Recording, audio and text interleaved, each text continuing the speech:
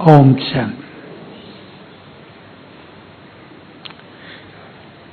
ज्ञान में आने के बाद हर आत्मा चाहती है जल्दी जल्दी जीवन परिवर्तन हो। ठीक है ना बात? अच्छी योग युक्त स्थिति हो जाए, परमात्म सुख मिले, बाबा की सेवा भी बहुत हो। आज की मुरली से है सबको इच्छा योग अच्छे से अच्छा हो जाए, या चाहते ही नहीं थोड़ा बहुत ही ठीक है, जो मिले उसमें भलाई। श्रेष्ठ पुरुषार्थी को हमेशा ही सोचना चाहिए। ज्ञान मार्ग में, इस तपस्या के मार्ग में अपने से बातें करना, स्वयं को उमंग दिलाना, जिसको मोटिवेशन कहते हैं, स्वयं के स्वयं टीचर बनना, ये बहुत आवश्यक है। कैसे बने? अपने से बात करें। भक्ति में हम भगवान से थोड़ा थोड़ा मांगते थे। बाबा कहा करते थे तुमसे तो मांगना भी नहीं आता था, बच्चे को पास करा देना भगवान, प्रसाद चढ़ा दूंगी ₹1.25 का। उन दिनों ₹1.25 बहुत हो रहा, तुमसे तो मांगने भी नहीं आता था। तो अपने से बातें करेंगे। भक्ति में हम भगवान से मांगते आए। हमें यह भी पता नहीं होता था कि वो सुन रहा है या नहीं, जो मांग रहे हैं वो मिलेगा या नहीं। और अब बोलेंगे आप, अब क्या बोलो? आगे वाले टीचर बहनी बोल दे।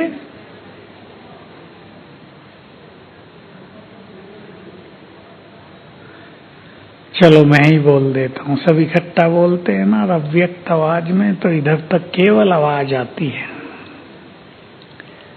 इस समय स्वयं बाबा परम सद्गुरु सब कुछ देने आया है। सुने होंगे कभी आपने महावाक्य, ज्यादा नहीं आते, कभी कभी। मैं तुम्हें अपना सब कुछ देकर खाली होकर वतन में जाकर विश्राम करता हूँ। मुझे बहुत आकर्षित करते रहे ये महावाक्य। दूसरा महावाक्य मुरली में थोड़ा ज्यादा आता है, नोट कर लेना, सुनना नहीं, केवल सुनाया करना अपने को। बच्चे मेरे से जो चाहो ले लो। कितने प्यारे शब्द हैं बाबा के। मेरे से जो चाहो ले लो। ये अपने से बातें करेंगे, मुझे क्या क्या ले लेना है बाबा से। अपनी झोलियां इतनी भर लेनी है, बातें करेंगे अपने से, कि किसी भी जन्म में कमी न रहे। अपना भाग्य इतना महान बना लेना है कि मेरे भाग्य को देखकर दूसरे भी भाग्य बनाने की प्रेरणा लें। क्या क्या लेना है मुझे बाबा से, और लेने की विधि भी आती है या नहीं, ये बहुत इंपॉर्टेंट है। मांगने से सब कुछ नहीं मिलता, मांगने से तो उतना ही मिलेगा जितना मांगा है। थोड़ा सा अधिकारी बनकर लेना, इसका परम महत्व है। तो पहले मैं एक स्मृति पर आपका ध्यान दिलाता हूँ। निरंतर स्मृति स्वरूप होना। कईयों ने तो सुन के ही सोच लिया होगा ये तो इम्पॉसिबल काम है, हम तो बहुत बिजी रहते हैं, घर के काम ही ज्यादा हैं, बैठेंगे कहाँ इतना। इसमें बैठने की जरूरत नहीं है। स्मृतियां, स्मृतियों का अर्थ होता है, एक है योग लगाना, उससे थोड़ा अलग कर ले स्मृतियों को। बाबा ने हमें हमारे आदि मध्य अंत की याद दिलाई है, उसको याद करना, इसे कहते हैं स्मृतियों में रहना। उदाहरण के लिए, फिर मैं वो बात करूंगा जो कर रहा था। उदाहरण के लिए, बाबा ने हम सबको याद दिलाया, ये शास्त्रों में नहीं है, कि सृष्टि के आदि में पहले 2 युग तुम देवी देवता थे। दिलाया ना याद? सबको याद आ गया या नहीं? पूछना है अपने से। या ग्रस्त के चक्रव्यूह में सब भूले रहते हैं? आज इस क्लास से सभी को कम से कम 5, मैं आपको बहुत सारी स्मृतियां याद दिलाऊंगा, पर आप सभी अपने अपने ढंग से कुछ भी 5 स्मृतियों को चुन लेना। ये हमें याद करना है। बैठने की जरूरत कोई नहीं, मैं बार बार कहूंगा आपको। ये कई लोगों ने योग को बैठने का योग बना दिया है, और सारा दिन जब व्यर्थ चलता है तो बैठने पर और ज्यादा चलता है। बोर हो जाते हैं, तंग हो जाते हैं, बैठना ही छोड़ देते हैं। बैठना नहीं, कर्म में करके जब बैठेंगे थोड़ा भी टाइम, तो अति आनंद होगा। तो याद दिलाया, तुम आदि में 2 युग तक कौन थे? अब हमें पूछना है, हमें याद आ गया, उसी से तो हमारे देव संस्कार जग गए, प्योरिटी आने लगी। ये भी जोड़ दिया, तुम निर्विकारी देवता थे, क्योंकि बाबा का इंपॉर्टेंट लक्ष्य आत्माओं को पावन करना है। कलयुग की इस काली रात में, विकारों की आंधी में पावन होना बहुतों को भारी लग रहा है। आप जानते हैं कलयुग में तो लोगों ने मान ही लिया, ये नहीं, विकार ही जीवन है, वही तो प्यार है, पर वो प्यार नहीं, मार है। अनेकों की अनेक समस्याएं इन विकारों के कारण बढ़ती जा रही हैं। तो निर्विकारी देवता थे तुम, स्मृति दिलाई, तुम वही हो जिनकी मंदिरों में पूजा हो रही है। कितने पवित्र हो तुम, तुम्हारे दर्शन करके सबकी कामनाएं पूर्ण हो रही हैं, जो आज था मुरली में बहुत। तुम वही हो। अब हमें याद आए, इसको ही बाबा ने कहा 5 स्वरूपों का अभ्यास किया करो। ये 5 स्वरूप हमारी श्रेष्ठ स्मृतियां हैं। पहला तो मैं आत्मा हूं, उसकी बहुत गहराई है, और वो गहराई आएगी अभ्यास से। मैं आत्मा हूं, ये तो लोग भक्ति शास्त्रों में भी कहते रहे, पर इधर और बहुत गहराई है उसमें। कम से कम 25 बातें हैं आत्मा की जो हम जानते हैं। उसमें भी सबसे सुंदर बात है, मैं आत्मा तो हूं, पर कौन सी आत्मा हूं। जिसने ये समझ लिया और ये अभ्यास कर लिया, मैं कौन सी आत्मा हूं। आत्मा तो चिड़ियाओं में भी है, एक आम मनुष्य में भी है, लेकिन मैं कौन सी आत्मा हूं, इससे बहुत ऊंचाई आ जाएगी जीवन में। क्योंकि ज्ञान मार्ग पर, इस योग के मार्ग पर अपने संस्कारों को बदलना और विचारों को महान बनाना, दोनों बातों पे ध्यान देंगे। बहुतों के विचार महान नहीं बने, जैसे विचार कलयुग से लेकर आए थे वही चल रहे हैं। हमारे विचार महान बनते जा रहे हों, हमारे विचार वही होते जा रहे हों जो बाबा के विचार हैं, और वो विचार है मुरलियों में, हमें कहीं ढूंढने की जरूरत नहीं। हमारे विचार और बाबा के विचार समान होते चले, समानता आ जाएगी। तो हमें श्रेष्ठ स्मृतियों को अपने अंदर बढ़ाना है। अब वो पहली बात सुन लें आप, जो मैं पहले कह रहा था, और मेरे साथ साथ उसकी गुड फीलिंग में चलेंगे। Good feeling, deep feeling. यहां से भी अपने को बदलने आए हैं ना, और यहां से जाते हुए कोई भी सुंदर प्लानिंग अपने लिए करेंगे कि मुझे अपना जीवन ऐसे जीना है। नोट कर लो सभी, मुझे अपना जीवन ऐसे जीना है। कैसे, वो विचार कर लेना। साधारण बातों में नहीं, साधारण व्यवहार में नहीं, जीवन की उलझनों से लड़ते हुए नहीं। बहुत हो रहा है संसार में, ज्ञानियों के साथ भी हो रहा है। जीवन संघर्ष में हो गया है। हमें ऐसी सीखनी है ज्ञान योग की बातें जिससे जीवन सरल हो जाए। अगर किसी ज्ञानी ने ये नहीं सीखा तो समझ ले उसके पास बहुत कम ज्ञान है।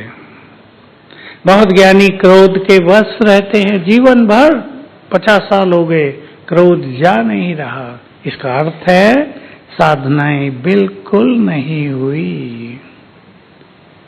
योग करेंगे तो चित्त शीतल होता जाएगा। चित्त शीतल और निर्मल नहीं हो रहा है तो योग नहीं है। ध्यान कर रहे हैं केवल बाबा का। बाबा कमरे में बैठ के बाबा का ध्यान करते। ध्यान योग नहीं होता। योग बहुत बड़ी चीज है। अभी उस योग की पहली चीज जो बाबा ने स्मृतियों में दिला दी,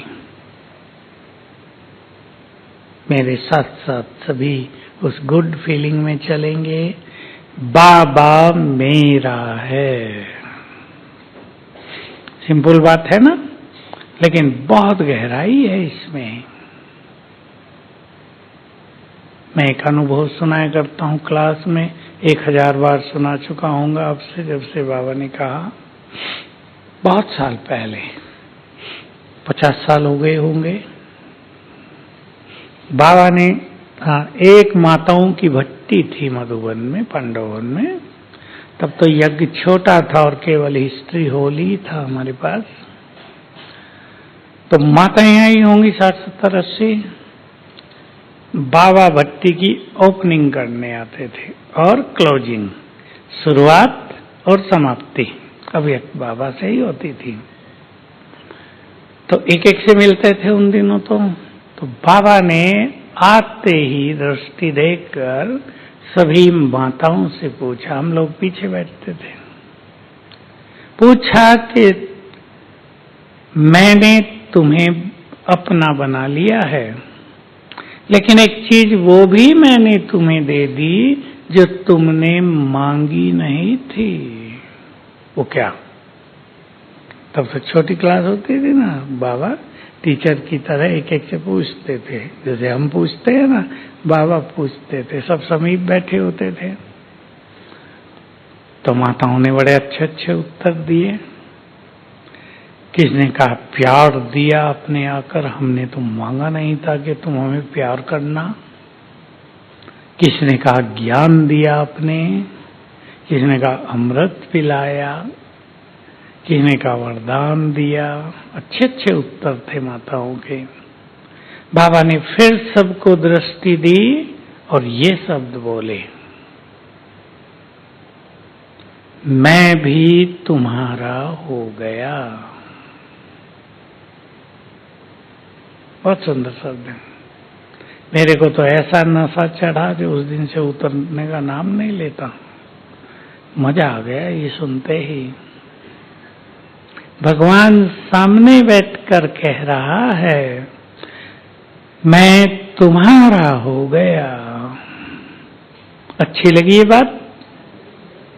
अब फिर आगे की मुरलियों में और अच्छी अच्छी बातें इसमें जुड़ी, उन सब का सार आपके सामने है। अब बाबा ने कहा मैं तुम्हारा हूं, तो मेरा सब कुछ तुम्हारा है, लेना तुम्हारे हाथ में। हम सब जानते हैं क्या गहराई से, जो अपना सब कुछ बाबा का कर देंगे, बाबा भी अपना सब कुछ उनका कर देगा। गृहस्थ में रहने वाले तो पहले ही सोचने लगते हैं ये तो अपने बस का काम नहीं है, सब कुछ बाबा का कैसे कर दें, खाएंगे कहाँ से, बच्चों को पढ़ाएंगे कहाँ से। इसके गहरे मीनिंग को समझना है, कुछ भी देने की जरूरत नहीं। समर्पण भाव, समर्पणता और समर्पण भाव दोनों में बहुत अंतर होता है, वो आप सब कर सकते हैं। तो बाबा ने कहा मेरा सब कुछ तुम्हारा है, और फिर आगे आगे मुरलियां चली। मैं तुम्हारा हूं, मुझे यूज करना। देखो भगवान ने स्वयं सिखाया, तो ये सबसे सुंदर स्मृति दिलाई कि जिसे हम भगवान कहते थे वो मेरा है। अब फील करें साथ साथ, जो सर्वशक्तिवान है वो मेरा है, जो बिगड़ी को बनाने वाला है वो मेरा है।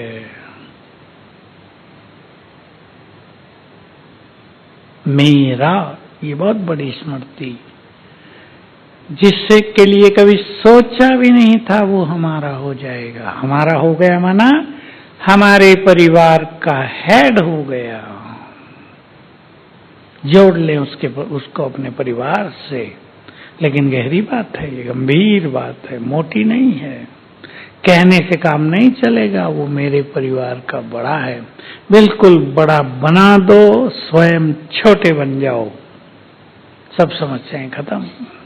चिंता वो करेगा आपकी। गंभीर गहन विषय है ये।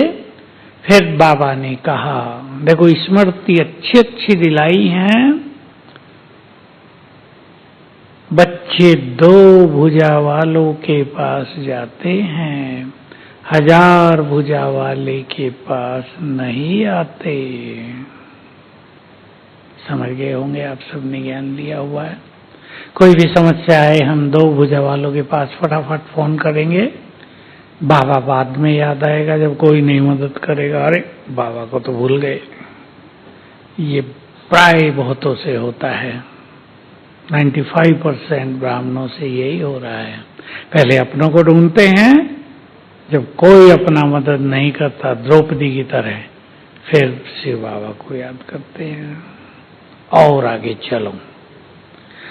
अब इसी में एक बहुत बड़ी स्मृति दिलाई, और वो बहुत बड़ी स्मृति है, मैं तुम्हारा हूं तुम मेरे हो, तो मुझ पर तुम्हारा अधिकार है। इस अधिकार को यूज करो, इसका फायदा उठाओ। भगवान पर अधिकार सबसे बड़ी बात हो गई है। संसार में तो इसकी कल्पना भी कोई नहीं कर सकता। ऋषि, सन्यासी, विद्वान, आचार्य, उनकी समझ से परे है ये। भगवान पर अधिकार, तो उसे फ्रेंड बना लेना इस भट्टी में, जीवन भर के लिए फ्रेंडशिप कर लो उससे, दोस्ती। वो दोस्ती बहुत अच्छी तरह निभाएगा, हम न भी निभाएं तो भी वो निभाएगा। लेकिन हम भी निभाएंगे तो फिर कुछ कमी रहेगी नहीं। तो अधिकार है उस पर, अधिकार से उससे बातें करो, अधिकार से उससे वरदान भी मांगो, अधिकार से। वो मांगना बेगर की तरह नहीं होगा, वो अधिकार से मांगना होता है। जैसे आपके छोटे बच्चे आपसे मांगते हैं, ये देना है, ये चाहिए मुझे, अधिकार। तो बाबा ने हम सबको बहुत बहुत स्मृतियां दिलाई हैं।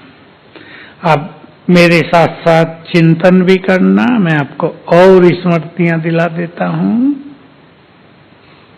आते ही याद दिलाया, तुम्हारी 5000 साल की यात्रा पूरी हुई, अब घर चलना है। ये तो ब्राह्मणों को याद ही नहीं रहता, सोचते हैं जब चलेंगे चलेंगे, अभी से परेशान क्यों होना है। ये तो बिल्कुल भूल गया है। ब्रह्मा बाबा की सबसे बड़ी प्रैक्टिस, दीदी मनमोहिनी की सबसे बड़ी प्रैक्टिस उपराम हो गई थी। एक ही शब्द निकलता था 1 साल से, घर जाना है, छोड़ो इन बातों को। कोई लड़ाई करके आ गया दीदी के बाद, छोड़ो घर चलना है।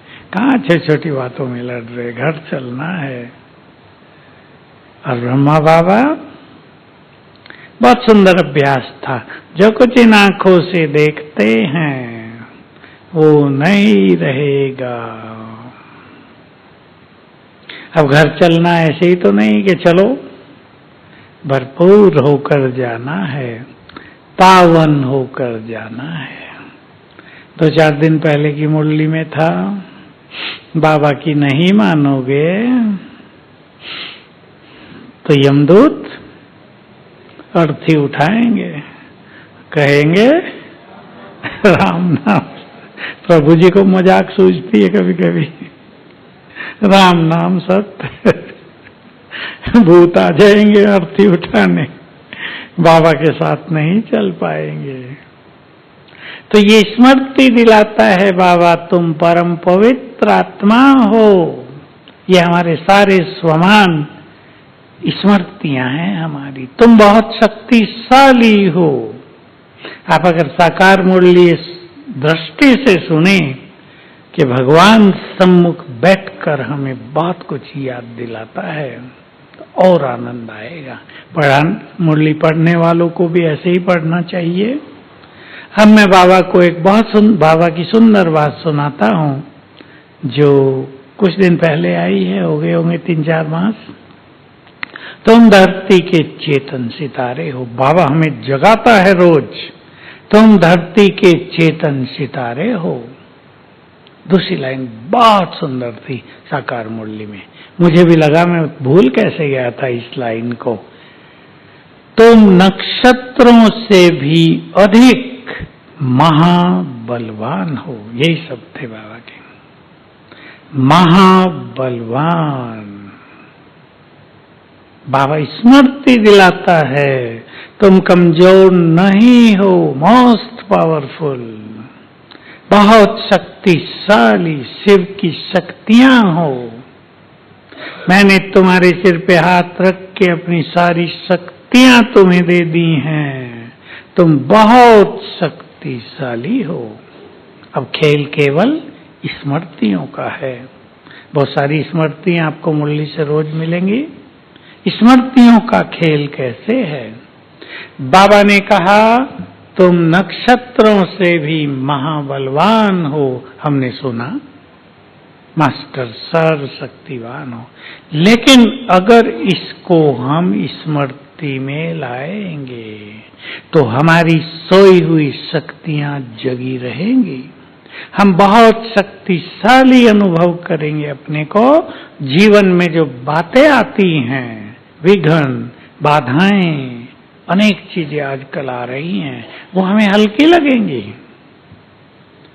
और ऐसी हल्की लगेंगी, देखो बाबा ने इसके बारे में दूसरी बात कही है। वो बात मैं बहुत सुनाता हूं सब जगह, वो बाबा की बात है। और यहीं से हमने ये रिसर्च का काम शुरू किया था। जो बच्चे मास्टर सर्वशक्तिवान के नशे में रहते हैं, विघ्न और समस्याएं उनके पास आ नहीं सकती। माता जी को उठा दो जरा, नहीं तो कहेगी पता नहीं क्या सुना दिया। ये ठीक कर रहे हैं आप, उठ जाओ माता जी, सीधी बैठ जाओ जरा, नहीं तो कहेगी पता नहीं भाई जी क्लास क्या बताया था आपने। और जिन माताओं को जरा नाश्ता ज्यादा किया और नींद आ रही, थोड़े हाथ ऊपर उठा लो दोनों, उठाओ सभी हाथ ऊपर।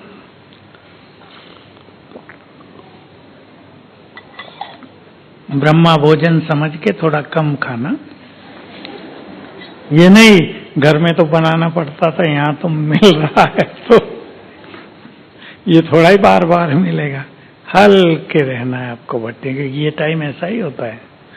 कोई जल्दी भी उठे होंगे तो नींद आना बड़ा नेचुरल सा है, मैं इसको बुरा भी नहीं मानता। नींद आ जाती है, जल्दी उठते हैं। कुछ माताएं तो सो सा के आई हैं नाश्ता करके, मैं देख लिया था कमरों में जाके।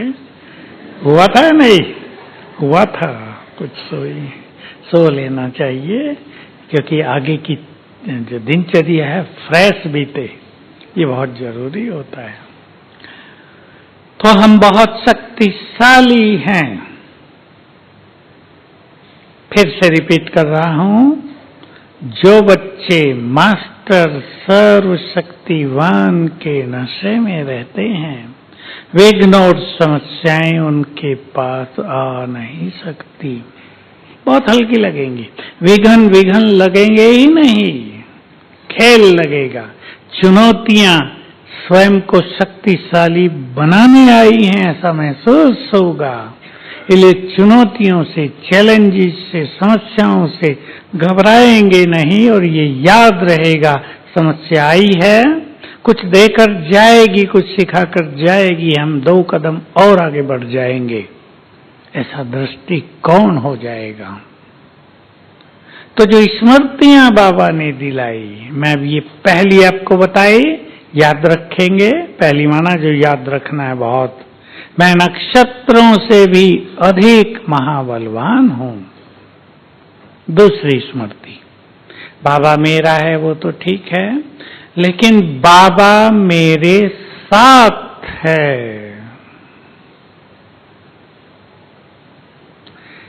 कई लोग कहते हैं बाबा तो साथ है ही, सोचना क्या, जब तक स्मृति में नहीं रहेगा साथ का अनुभव नहीं होगा। इसलिए वो मेरे साथ है।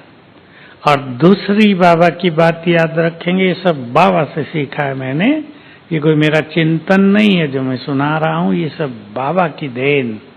बाबा ने कहा, अगर तुम याद रखते हो सर्वशक्तिवान मेरे साथ है, तो उनकी समस्त शक्तियां तुम में समाती रहेंगी। यह है स्मृति का इफेक्ट। अगर तुम स्मृति में रखते हो, तीसरी बात, मैं देवकुल की पवित्र आत्मा हूं, संस्कार दिव्य होते जाएंगे। जो पुराने हैं आप में से उनको याद होगा, व्यक्त बाबा ने 5 स्वरूपों का अभ्यास 16 बार करने का काम दिया था। हर घंटे करो 5 स्वरूपों का अभ्यास, क्योंकि इससे सारे संस्कार बदल जाते हैं, व्यवहार बदल जाता है, बोल बदल जाते हैं, दृष्टि बदल जाती है।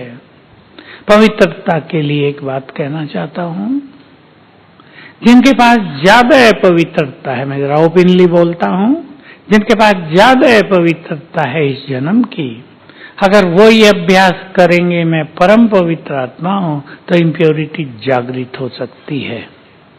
जो छुपी हुई है वो जग जाएगी, फिर आप परेशान होंगे। आप अभ्यास करेंगे मैं देव कुल की पवित्र आत्मा हूं, इससे वो नष्ट होती रहेगी, पवित्र संस्कार जागृत होते जाएंगे। पानी भी चार्ज करके पिएंगे इसी संकल्प से, मैं परम पवित्र आत्मा, पानी चार्ज करके पी सकते हैं, उससे प्योरिटी बढ़ती जाएगी। तो बहुत अच्छी स्मृतियों का अभ्यास करना है सभी को। माताओं के लिए 2 स्मृतियां मैं आपको सुना रहा हूं, और जो अभ्यास करेंगी बेड़ा पार, उनका भी और उनके परिवारों का भी। बच्चे आज्ञाकारी हो जाएंगे, पति साथी बन जाएगा, सहयोग करेगा, लेकिन अभ्यास तो स्वयं को ही करना होगा ना। मैं पवित्रता की देवी हूं।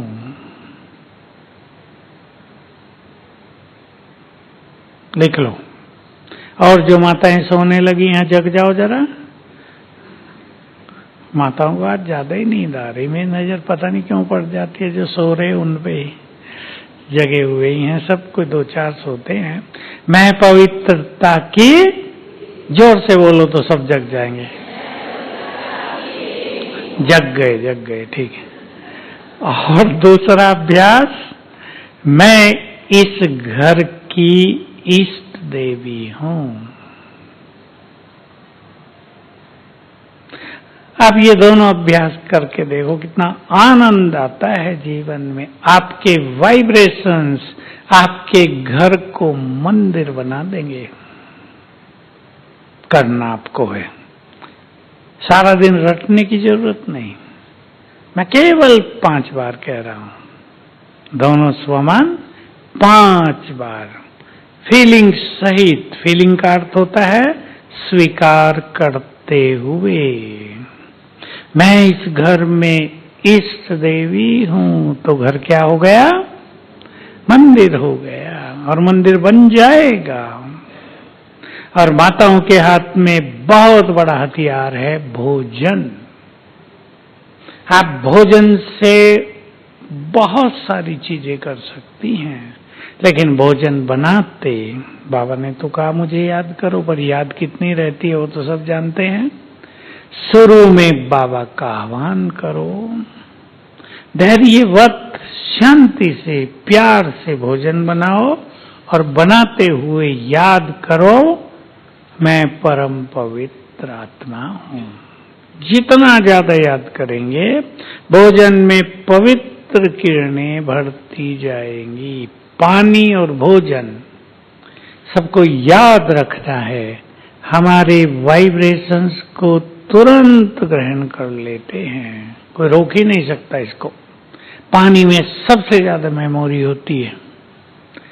पानी बहुत इफेक्टिव है, भोजन में पानी तो पड़ता ही है।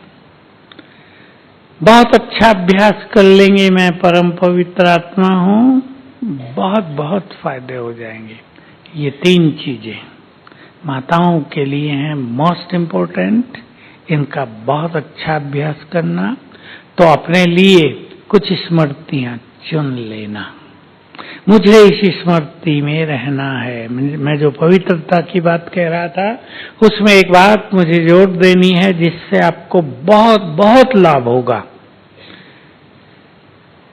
संकल्प रखो, जिनसे भी मिलेंगे, अब सारा टाइम तो ये किया भी नहीं जा सकता, मैं भी जानता हूं, पर थोड़ा थोड़ा भी आप बाजार गए हैं, आप एक संकल्प लेके घर से चलो, बाबा का आह्वान करो और एक संकल्प लेकर चलो, मैं सभी को पवित्र वाइब्रेशंस दूंगी।